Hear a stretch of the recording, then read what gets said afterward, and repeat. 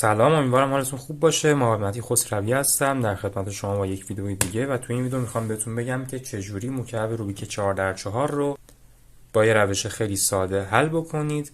لازمه دیدن این ویدیو این هستش که شما روش مبتدی روبیک 3x رو بلد باشید حداقل، که اگر بلد نیستید میتونید از این ویدیویی که اینجا براتون میذارم استفاده کنید توی پیج آپاراتم و روبیک 3x رو یاد بگیرید.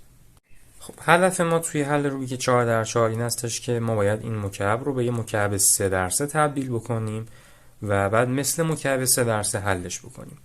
قبل از این من میخوام آموزش این روبیک رو بهتون بدم. باید حروف خونی این روبیک رو بهتون بگم که دقیقا مثل روبیک 3x هستش. ببینید این R هستش میره بالا، R پریم راست میاد پایین، L دقیقا برعکس L میاد پایین، L پریم چپ میره بالا، U پریم، F جلو به سمت راست، F پریم جلو به سمت چپ و یه سری حرکات هم هستن دولایه‌ای زده میشن. فقط کافیه W بذاریم کنار اسمشون. مثلا اگه این آره این میشه RW، در واقع R واید میشه که خب مخففش میکنن و میگن RW. برعکسش RW پریم، UW پریم، LW پریم، FW پریم. از این حرکات هم ما گاهن استفاده خواهیم کرد توی حل روبیک 4x4. قبل از اینکه بریم سراغ آموزشش خوشحال میشم که صفحه اینستاگرامی من رو به آدرسی که در تصویر مشاهده میکنید دنبال بکنید. اونجا میتونید با من در ارتباط باشید و سوالاتتون رو از من بپرسید. خب بریم سراغ آموزشش. ببینید روبیک 4x4 یه روبیک زوج لایه است. لایه‌هاش زوجه. بنابراین مرکز مشخص نداره. یعنی وقتی اسکرامبل میشه، وقتی خراب میشه، تمام مراکز به هم میریزن و دیگه مرکز مشخصی توی روبیک وجود نداره. مثلا اینجا توی این وجه من نمیدونم اینجا مرکز قرمز، نارنجیه یا مثلا سفیده، یا نمیدونم اینجا دقیقا چه مرکزیه. ولی روبیک های فرد لایه این اتفاق براشون نمیفته. هر چقدر که شما اسکرامبل بکنید یه مرکز اون وسط ثابت باقی میمونه که حالا بهش میگم مرکز مشخص. بنابراین ما باید مرکز مشخص برای خودمون بسازیم. یعنی همه مثلا سفیدا رو جمع کنیم یه جا و دیگه مشخص باشه که مثلا اینجا سفیده، اینجا جای سفیده. همه زردا رو هم همینطور، همه زردا رو ما جمع میکنیم یه جا، میبریم یه جا و دیگه مشخص میشه اینجا مرکز زرده. به ترتیب برای همه مراکز ما این کار رو انجام میدیم. خب ببینید ما ابتدا باید برای حل یه مرکز دو تا خط، دو تا لاین، دو تا بار براش ایجاد بکنیم. اول از همه از مرکز سفید شروع میکنیم. میخوایم الان مرکز سفید رو ما بسازیم. خب دقت کنین، من اگر دو تا لاین سفید داشته باشم، دو تا خط سفید داشته باشم مثل اینجا و اینجا، اگر این دوتا رو بیارم کنار هم بذارم، خب یه مرکز من ساخته میشه دیگه و اینجا مرکز سفیدم ساخته میشه. پس من باید سعی کنم دو تا لاین، دو تا بار سفید ایجاد کنم. خب تو این مثال اگر دقت کنید، خب مهرهای مرکزی ما یکیش اینجاست، یکیش هم اینجاست. اینا الان لاین نیستن، ولی خب من اگر یه دونه حرکت RW انجام بدم یا اصلا حروف خونی هم نگیم، اینا اگه بیاریم بالا، خب اینا با هم مچ میشن و یه لاین من ساخته میشه.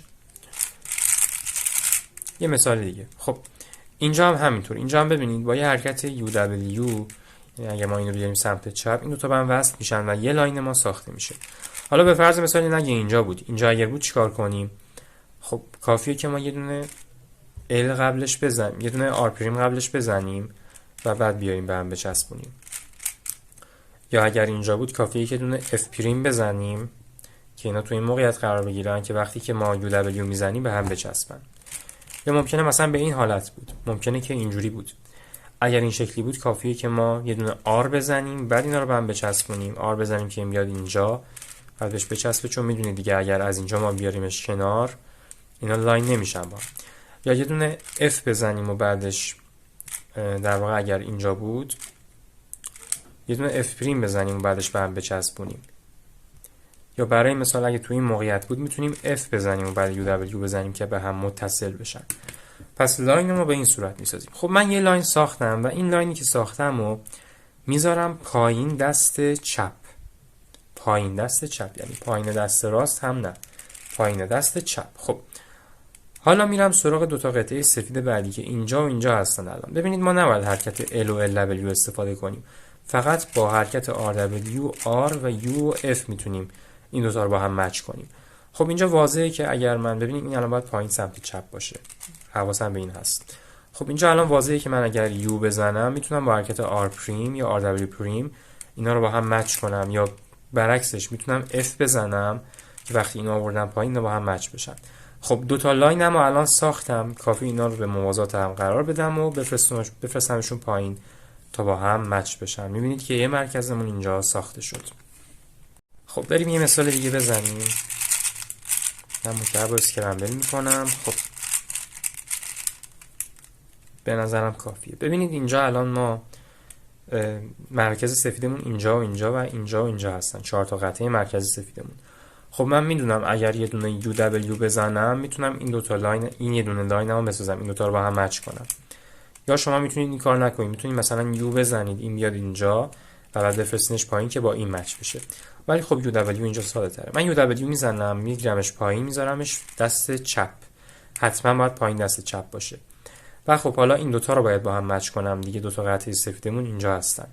خب من میتونم یه دونه F بزنم، چون اگر من اینجا یو دبلیو پریم بزنم اتفاق خاصی نمیفته، ولی وقتی F بزنم این میاد اینجا و وقتی یو دبلیو پریم میزنیم این دوتا با هم مچ میشن. دوتا لاینمون ساخته شد، فقط کافیه به موازات هم قرارشون بدیم و بفرستیمشون پایین. میبینید مرکز سفیدمون به همین راحتی ساخته شد. بعد از اینکه مرکز سفید رو ساختیم باید مرکز زرد رو حل کنیم. مرکز زرد باید مقابل سفید ساخته بشه. چرا؟ چون توی روبیک 3x3 مرکز سفید اگر اینجاست مرکز زرد مقابلشه. ما طبق رنگ بندی اصلی باید مراکزمون رو بسازیم. خب یعنی اینجا که الان سفیده اینجا باید زرد ساخته بشه. باز هم همون کار میکنم، باید دو تا لاین بسازم و این دو تا لاین رو با هم مچ کنم، بفرستمشون کنار هم. تقریبا همون کار میکنیم، یه جاهایی ممکنه فرق داشته باشه. ببین مثلا این دوتا رو الان من پیدا کردم، مراکز زرد ما هستن. خب الان من اگر یه دونه RW بزنم درسته این دوتا با هم مچ میشن، ولی خب سفید من خراب میشه. چیکار میکنم؟ من وقتی RW میزنم این دوتا که با هم مچ شدن میفرستمش کنار و بعد اینو میارم پایین که دیگه مرکز سفیدم خراب نشه. یه بار دیگه وقتی من RW زدم اینو میفرستمش کنار، حالا یا این کنار یا این کنار فرق نمیکنه، و بعد این سفید رو دوباره برمیگردونم مچش میکنم که خراب نشه. میبینید که هم لاینم رو ساختم هم سفیدم به هم نریخت. یا مثلا اگر اینجوری بود با هم مچ میکنم میفرستمش کنار و میدمش پایین. به همین راحتی ما لاینمون رو الان یه دونه‌شو ساختیم. ممکنه هست که اینجوری باشه، مثلا توی این موقعیت باشن. خب ما اینجا اگر یه دونه RW بزنیم اینا دیگه با هم مچ نمیشن، باید یه دونه یو اولش بزنیم و بعد RW رو انجام بدیم که با هم مچ بشن، بعد بدیم کنار بفرستیم پایین، یا یه دونه F بزنیم که در این شرایط قرار بگیرن که ما وقتی RW زدیم اینا به هم وصل بشن و بدیم کنار رو بفرستیمشون پایین. خب یه لاینمون رو اینجا ساختیم، میریم سراغ دوتا مرکز بعدی زرد که اینجا و اینجا هستن، اینجا و اینجا. خب بازم واضحه من اگر اینجا UW بزنم اتفاق خاصی نمیفته، اما میتونم قبلش F بزنم و بعد UW رو انجام بدم تا یه لاین زرد من ساخته بشه. یا میتونستم یه دونه R بزنم بعد UW پریم بزنم که این لاین من اینجا ساخته بشه. خب الان دوتا لاین زرد من ساخته شد، اما باز هم نمیتونم اینو همینجوری بفرستمش بالا چون سفیدم خراب میشه.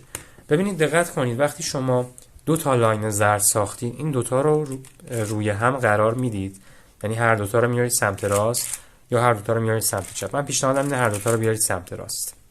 هر دوتا رو شما میارید سمت راست و از فرمول RW RW پریم استفاده میکنید که مرکزتون به این صورت ساخته بشه، سفیدتون هم خراب نشه.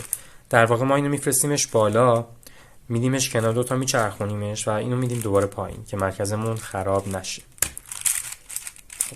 یه مثال دیگه از زرد حل کنیم. سفیدمو بسازم. خب ببینید اینجا الان من میدونم اگر اینو بیارم بالا اتفاق خاصی نمیفته، ولی میتونم اینو بیارم بالا بدمش کنار و بعد بیارمش پایین که این لاینم ساخته بشه. یا میتونم یه کار دیگه انجام بدم، میتونم یه دونه F پریم بزنم که وقتی RW زدم اینا با هم وصل بشن، بعد U میزنم بره کنار رو اینو میفرستمش پایین. خب دوتا سنتر بعدی ما اینجا و اینجا هستن، اینا همینجوری با هم مچ نمیشن، ما باید یه کاری قبلش انجام بدیم. من میتونم یه دونه F2 بزنم که وقتی UW زدم اینا با هم مچ بشن. دقت کنید F2 UW الان با هم مچ شدن. خب من اینا رو روی هم میذارم. وقتی گذاشتمشون روی هم RWU2 RW پریم میزنم، مرکز زرد و اون لایناشو اینجوری به هم میچسبونیم و میبینید که زردم مقابل سفید ساخته شد. این از ساخت دوتا مرکز اول. خب قبل از اینکه بریم سراغ ساخت بقیه این مراکز، من یه حالت رو بهتون یاد بدم که چجوری حل میشه. یه حالتی ممکنه پیش بیاد که شما 3 تا مرکز بالا داشته باشید، یه مرکز پایین. حالا ممکنه با سفید این حالت پیش بیاد، ممکنه با زرد پیش بیاد.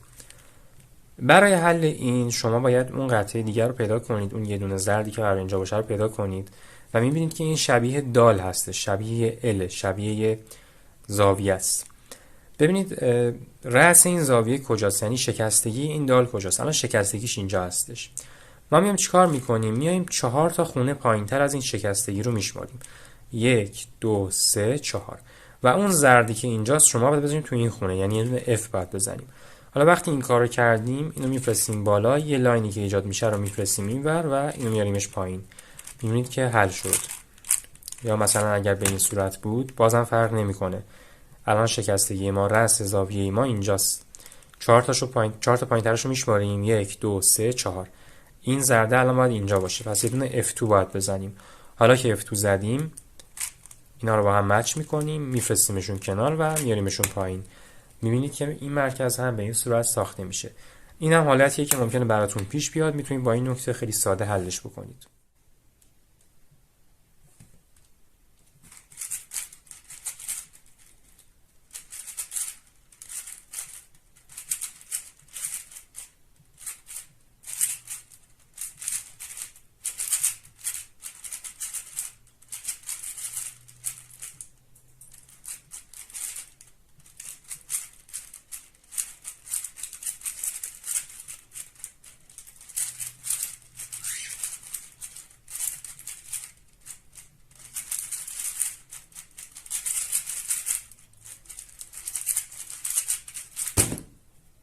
خب بعد از اینکه ما سفید و زرد و مقابل هم ساختیم، باید یه مرکز به دلخواه خودمون بسازیم. اما قبلش حتما باید سفید سمت چپ باشه و زرد سمت راست. این یه قانونه. اگر این قانون شما رعایت نکنید بعدا به مشکل برمیخورید. حتما سفید رو بذارید سمت چپ و زرد رو بذارید سمت راست.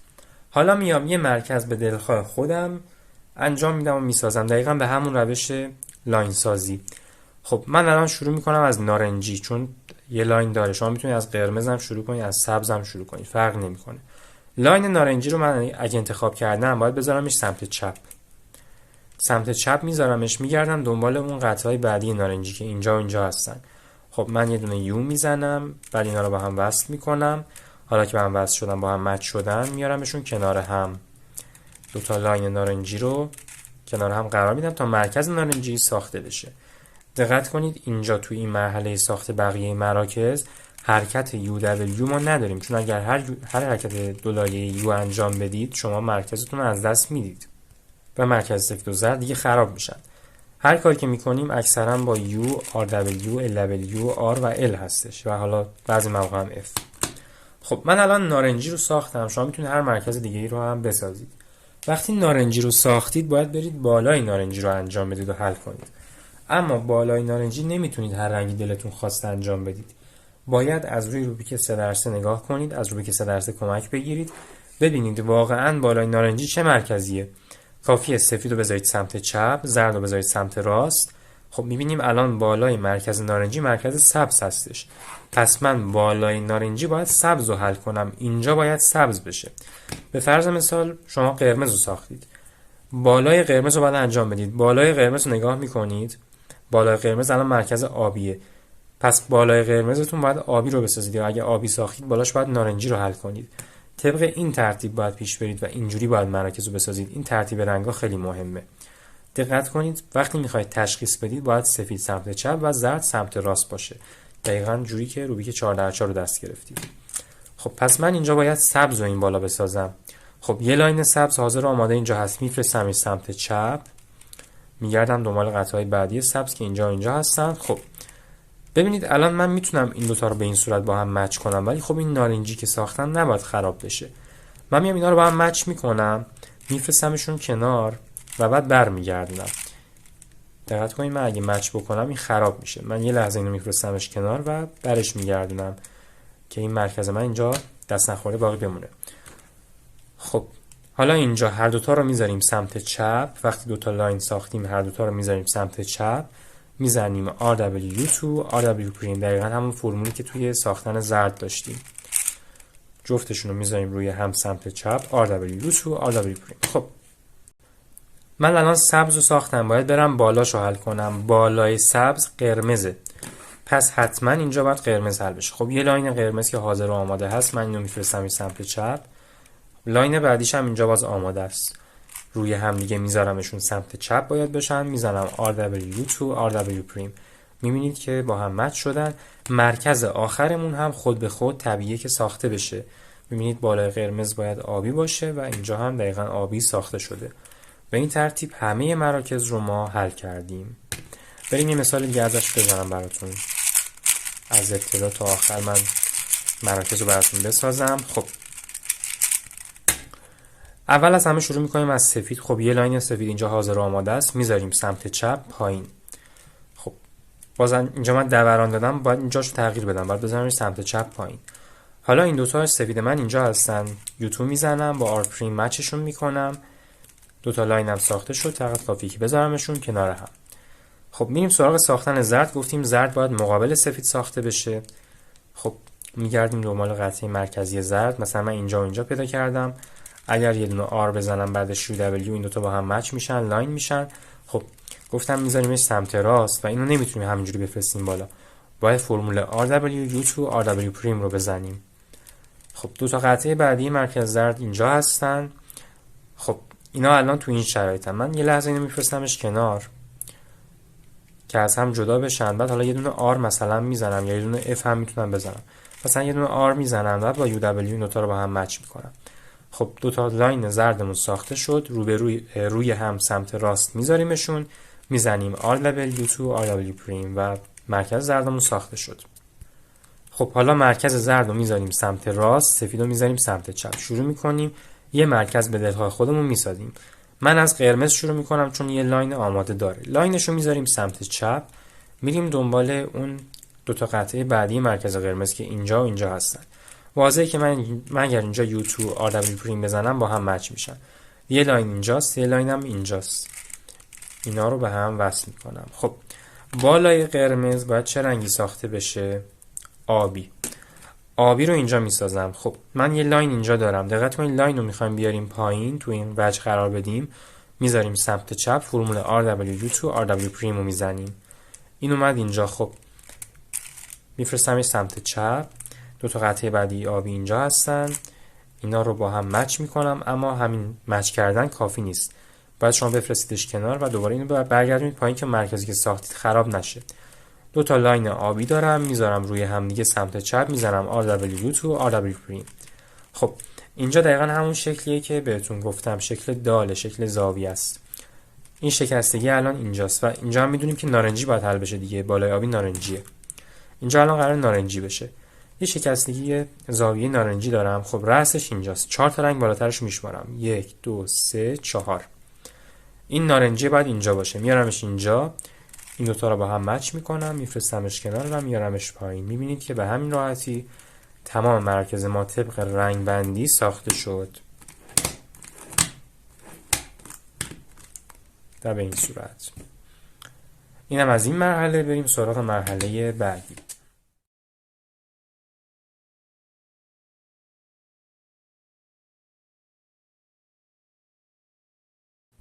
خب بعد از اینکه ما مراکز رو ساختیم باید لبه ها رو بسازیم. لبه ها اینا هستن، این مهرهایی که این وسطن، دو تا وجه دارن. توی 3x3 از هر رنگ لبه یه دونه داشتیم، مثلا این سفید آبیه یه دونه بود. توی 4x4 دو تا داریم، یعنی هر رنگ لبه یه جفت هم داره. مثلا این اگر سبز سفیده، یه دونه سبز سفید دیگه هم هست که مثلا به فرض مثال اینجاست، میبینید جفت اینه. یا مثلا این اگر آبی و زرده، یا آبی زرد دیگه هم اینجا هست که اینا با هم جفتن. این جفتا رو ما باید پیدا کنیم و با هم مچ کنیم که به هم در واقع وصل بشن و یه دونه حساب بشن. میبینید الان این دوتایی که به هم چسبیدن یه لبه حساب میشن برای ما. خب حالا چجوری این کار رو انجام میدیم؟ ببینید ما اول از همه روبیکمون رو ثابت تو دستمون نگه میداریم و دیگه دوران نمیدیم بهش. ثابت تو دستمون نگه میداریم. حالا شما باید از سمت چپتون یه لبه انتخاب بکنید. فرقی هم نمیکنه بالا باشه یا پایین. مثلا من دوست دارم بالا رو انتخاب بکنم که سفید و سبز هستش. خب سفید و سبز رو من الان پیدا میکنم و میگردم دنبال جفتش از لایه بالا. جفتش اینجا نیست، من اینجا سفید و سبز نمیبینم، اینجا هم نیست. آها اینجا سفید و سبز هستش. خب سفید و سبز رو من الان اینجا پیدا کردم. حالا اگه پایینم نبود مکعب رو برعکس میکنید، بالا دنبالش میگردید که مثالش رو براتون میزنم، فرقی هم نمیکنه. سفید و سبز رو الان من پیدا کردم. باید توجه کنم ببینم آیا این دوتا رنگشون، در واقع میگیم صورتاشون هم رنگن یا نه. الان اینجا هم رنگن. ممکنه شما سفید و سبز رو پیدا کنید، جفتش رو پیدا کنید و ببینید که اینجاها هم رنگ نیستن. اگر هم رنگ بودن شما میزنید RU پریم R پریم. فرمولش رو یادداشت کنید RU پریم R پریم که اینا بیان روبروی هم و یکیشون بالا باشه یکیشون پایین، یعنی به این صورت نباید باشن، دقیقاً مقابل هم نباید باشن، روبروی هم یکی بالا یکی پایین. و اگر که این دوتا رنگشون همرنگ نبودن، صورتشون همرنگ نبودن، شما نمیتونید بزنید RU پریم R پریم. باید از این فرمول استفاده کنید F R پریم F پریم R. یه بار دیگه F R پریم F پریم R. میبینید که الان اینا روبروی هم هستن، یکیش بالاست و یکیش هم پایین، دقیقا مثل اینجا. خب وقتی این کار رو انجام دادیم ما میتونیم با یه حرکت UW پریم این دوتا رو با هم وصل کنیم و با هم مچ کنیم. اینجا هم همینطور میتونیم UW پریم بزنیم اینا با هم مچ بشن. خب اما UW پریم میزنیم با هم مچ میشن، مراکز خراب میشن. میبینید که مراکز ما الان به هم ریخت. ما چیکار میکنیم؟ خب میبینید که الان توی لایه بالای من کلی لبه خراب هست دیگه. اینجا خرابه، اینجا خرابه، اینجا خرابه، همینطور پایینم لبه خراب داریم. ما میایم یه دونه از این لبه های خراب رو جایگزین این میکنیم. مثلا همینجا رو من جایگزین این میکنم، میزنم RU پریم R پریم، یا میتونم بزنم RU R پریم اینو جایگزینش کنم، میتونم اینو جایگزین کنم RU تو R پریم بزنم. در واقع چیکار میکنم؟ من اینو میفرستمش بالا. خب این اومد اینجا دیگه، یه دونه از این خرابا رو میارم اینجا، حالا فرق نمیکنه کدوم، و اینو دوباره برمیگردونم. حالا که این رفت توی لایه بالا میتونم مراکز رو دوباره ریلاین کنم و برشون گردونم. یه مثال دیگه بزنیم. خب اینجا قرمز و مثلا زرد رو من انتخاب میکنم. قرمز و زرد بالا نیست، تو لایه بالا قرمز زرد وجود نداره. پس مکعب رو برعکس میکنیم، دوباره این قرمز زرد رو سمت چپ باید بذارید، حواستون باشه. به این صورت برعکس میکنیم، بالا دنبالش میگردیم. قرمز زرد اینجا هستش. صورتاشون هم همرنگه، میبینید صورتاشون الان همرنگه. خب ما میزنیم RU پریم R پریم، چون همرنگه میزنیم RU پریم R پریم. اگه همرنگ نبود چیکار کنیم؟ اگه مثلا اینجا زرد بود اینجا قرمز بود چی؟ میزنیم F R پریم F پریم R، فرق نمیکنه. خب حالا این دوتا رو من الان میتونم با حرکت UW با هم مچ کنم، به هم وصل کنم. دیگه اینجا با UW پریم مچ نمیشه، با UW مچ میشه. وقتی که به هم وصل شدن خب اینجا بالا کلی لبه خراب هستش.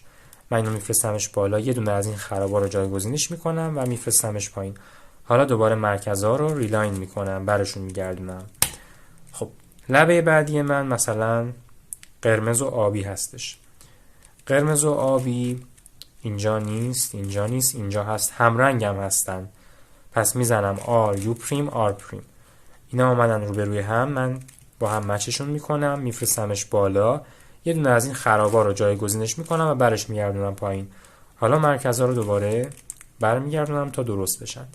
بعدی سفید و آبی. سفید و آبی همینجا هست، این بالاست. صورتاشون همرنگ نیستن، پس ما نباید بزنیم RU پریم R پریم، باید بزنیم F R پریم F پریم R. حالا که این کار رو انجام دادیم با هم مچ میکنیم، یعنی UW یا UW پریم میزنیم، میفرستیمش بالا. خب اینجا دیگه من لبه خراب فقط اینو دارم، نمیتونم جایگزینش کنم و برش گردونم. دقت کنید از اینجا من نباید این کارو میکردم، یعنی اگه از اینجا میکردم من دیگه نمیتونستم چیزی رو جایگزینش کنم. بعد یه دونه مثلا U میزنم، U2 میزدم، از اینجا من میآوردمش بالا و اینو جایگزینش میکردم و میآوردمش پایین و حالا مرکزها رو دوباره برمیگردونیم. خب بعدی اینجا سبز و نارنجی. سبز و نارنجی بالا وجود نداره. چرا؟ چون همه لبه های بالا حل شده هستن، جفت شدن. پس ما یه دوران میدیم بهش. سبز و نارنجی همچنان دست چپه. خب سبز و نارنجی من اینجا پیدا میکنم و میبینم که صورتاشون همرنگن. پس میزنم R U پریم R پریم. وقتی این کار رو انجام دادم یه دونه U پریم یه دونه UW میزنم، میارمش بالا، یه خراب جایگزینش میکنم مثل این و برش میگردونم. میبینید که الان به این صورت این اومد بالا و فقط کافیه که مرکزها رو برگردیم. خب بعدی سبز و قرمز هستش. سبز و قرمز بالا نیست، پایینم که گفتیم همه حل شده. سبز و قرمز این پشته. خب هیچ اشکال نداره اگر پشته، شما فقط کافی یه دونه بی یا بی پریم بزنید. ترجیح من اینه که بی بزنید مثلا تو این شرایط که بیاد بالا، یا اگر اینجا بود بی پریم بزنید پشت رو بچرخونید که این بیاد توی لایه بالا. حالا ما میایم اینجا این دوتا رو با هم مچ میکنیم، در واقع روبروی هم میذاریمشون، چون هم رنگ آر یو پریم آر پریم میزنیم. اینا الان مقابل همن، یکی بالاست یکی پایینه. خب با هم مچ میکنم، میارم بالا، یه خراب جایگزینش میکنم مثل این و برش میگردونم و مرکزا رو دوباره انجام میدم. خب نارنجی و آبی داریم. نارنجی و آبی اینجا روبروشه، میبینید نارنجی آبی جفتش الان روبروشه.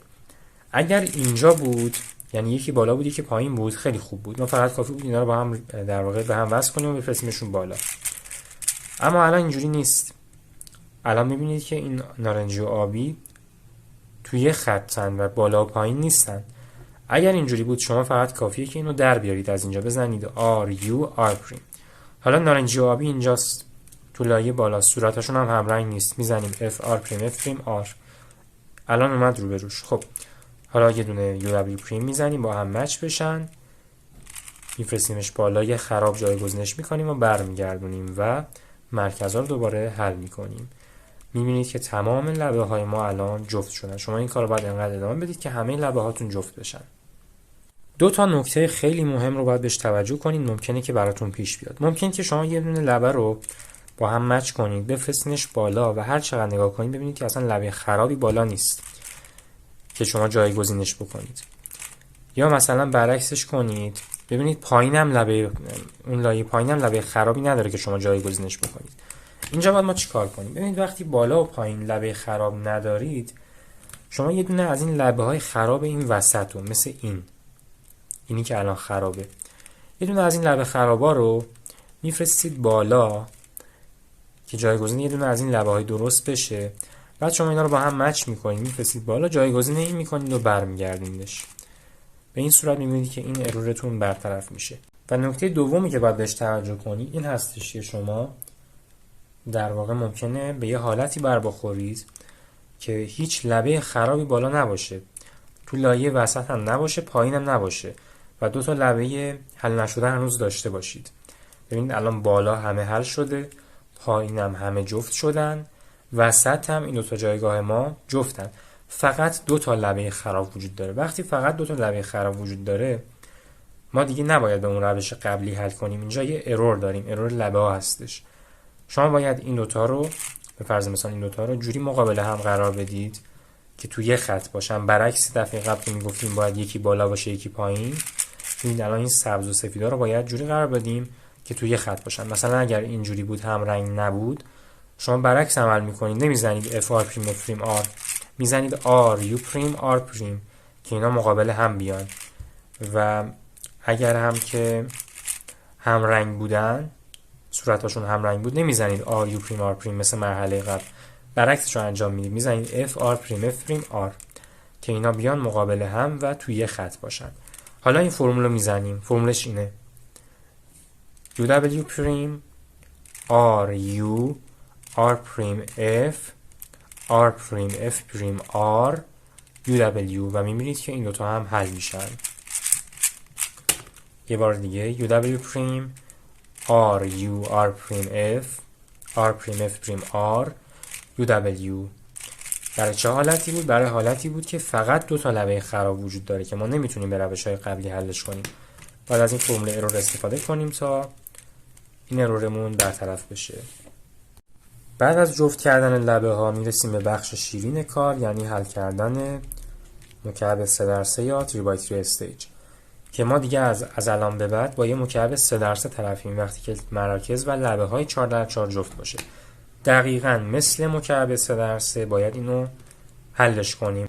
حالا چه حرفه‌ای میخواید حل کنید، چه به روش مبتدی، چه به هر روش دیگه. خب من میدونم چون اکثر شما مبتدی هستید به روش مبتدی انجام میدم. ما اول میایم این شکل رو ایجاد میکنیم خیلی راحت، بعد این دوتا رو مچ میکنیم میفرستیمشون پایین، دقیقاً مثل کاری که تو روش 3x3 انجام میدادیم. بعد گوشه ها رو حل میکنیم یکی یکی. دقت کنید این دوتا لبه یه دونه حساب میشه و این 4 تا مرکز هم یه مرکز حساب میشه وقتی ما جفتشون کردیم. خب یه گوشه دیگه مونده، میریم سراغ ساختن لبه ها رو ما هم مچ میکنیم با فرمولشون میفرستیمشون پایین. دیگه اینجا توضیحات 3x3 هستش دیگه، تمام مراحل 3x3. خب میرسیم به مرحله ساختن مثبت زرد که ممکنه بعضی مواقع شما به مشکل بر بخورید. ببینید توی روبیک 3x3 ما 3 تا حالت داشتیم. اولی نقطه بود، فقط یه دونه نقطه زرد داشتیم. بعدی یه دونه خط بود، ممکن بود خط زرد داشته باشیم، یا ممکن بود که ما یه خط شکسته، یه دونه دال یا یه دونه ساعت 9 داشته باشیم. ممکن هم بود که کلا به اضافه همون کامل باشه که اگر کامل بود که ما خوب باهاش کاری نداشتیم. ببینید اگر یکی از این 3 تا حالت برای شما به وجود اومد، خب مثل 3x دقیقاً حلش میکنید. اما اگر غیر از این 3 تا حالت بود و حالت ناشناخته‌ای براتون به وجود اومد مثل اینجا، شما در اصطلاح به ارور زرد برخورد کردید و باید این ارور رو برطرف بکنید. می‌بینید الان این شکل من نه نقطه است چون یه دونه اضافه داره، نه خطه چون یه دونه کم داره، خط شکسته هم نیست، به اضافه هم نیست. ممکنه اینجوری هم باشه، ممکنه مثلا یه به اضافه‌ای باشه که یه دونهش نیست. اگر شما به همچین حالات ناشناخته‌ای برخوردید باید این ارور رو برطرف بکنید. فرمول ارور زرد طولانی هستش، من اینجا براتون می نویسم، شما میتونید اسکرین شات بگیرید بعداً یادداشت کنید. این فرمول شما باید حفظ کنید، فکر کنم 27 حرکت فرمولش، و وقتی که ارور براتون به وجود اومد از هر جهتی دلتون خواست دست بگیرید و این فرمول رو بزنید تا ارورتون برطرف بشه. من اجرا میکنم.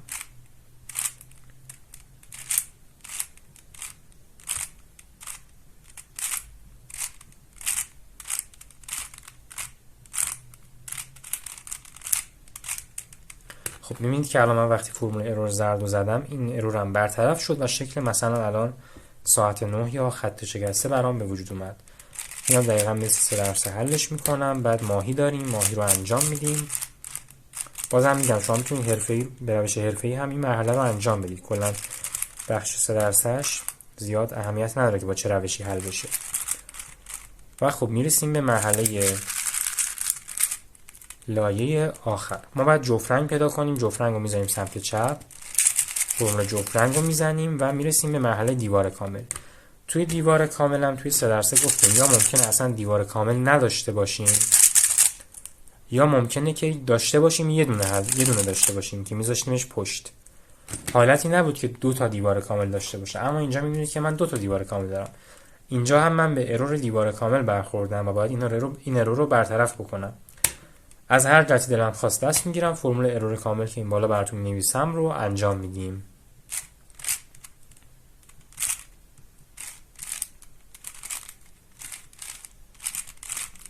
می‌بینید که یه دونه از اون دیوار کامل از بین رفت. الان من یه دونه دارم میذارمش پشت و فرمول دیوار کامل رو انجام میدم و مکعب 4x4 هم به این صورت حل میشه. امیدوارم که از دیدن این آموزش لذت برده باشید و تونسته باشید مکعب 4x4 تون رو حل بکنید. هر سوالی اگر در مورد این آموزش داشتید میتونید تو قسمت کامنت ها و یا دایرکت اینستاگرام از من بپرسید. و اگر تا الان صفحه آپارات من رو دنبال نکردید خوشحال میشم اگر همین الان این کار انجام بدید. کافیه اسم من رو توی گوگل سرچ بکنید و وارد سایت آپارات بشید و صفحه آپارات من رو دنبال بکنید. از سایر محتوا و ویدیوهای روبیکی هم میتونید استفاده بکنید. موفق باشید. خدا نگهدار.